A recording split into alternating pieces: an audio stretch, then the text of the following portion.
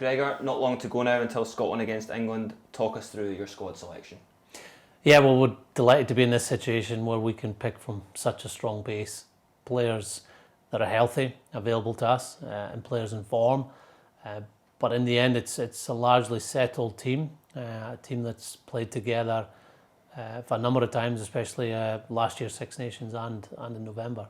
How important will that consistency be going into such a big game on Saturday? It should be a factor. I think cohesion is so important at international level when you don't have a game leading up to such a big game. You don't have many training sessions, so you've got to find those connections between each other. And if the team has played together on a number of occasions, been through some experiences, then it's easier to get back up to speed. And we've seen that actually in training this week. The team has combined and connected really well.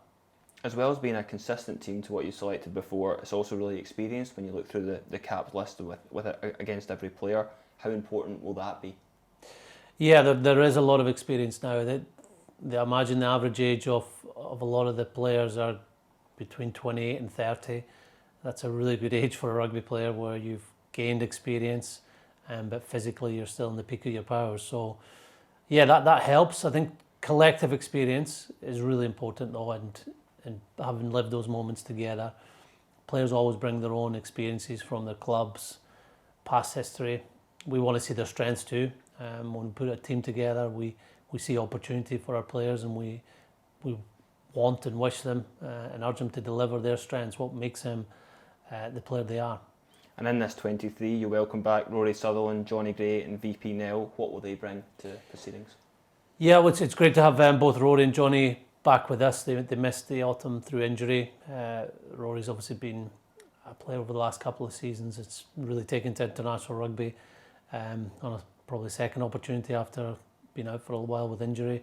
And he's had a great couple of seasons with Scotland, gone on to play for the Lions.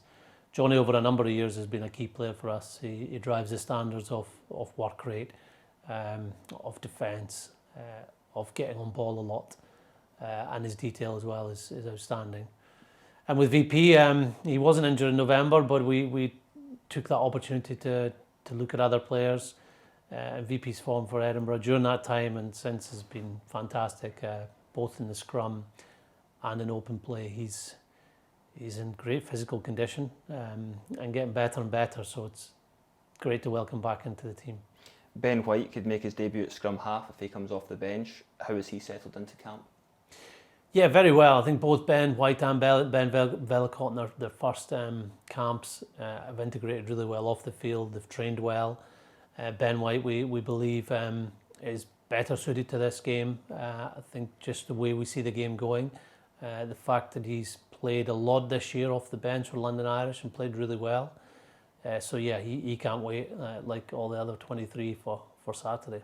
How have you approached the game this week? Because obviously it's such a huge match, there's a lot of focus on it, and you've spoken in the past about sometimes you've overhyped the players. What's the approach been this week?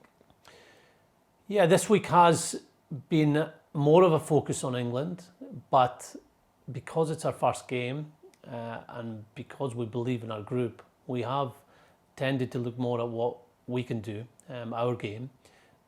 Last week the camp was about learning and getting us all back together. This week we know there's a game, so we have to take cognizance of the opposition that we're playing, but really it's about how we play, about getting our connections, what we do in certain situations, how we face that challenge up against us and manage to put our game, impose our game on the opposition. And probably as we get closer to the weekend, we'll be talking about what to do if the weather does turn nasty, because we've seen a couple of forecasts which suggest it might not be the sunshine that we got in November.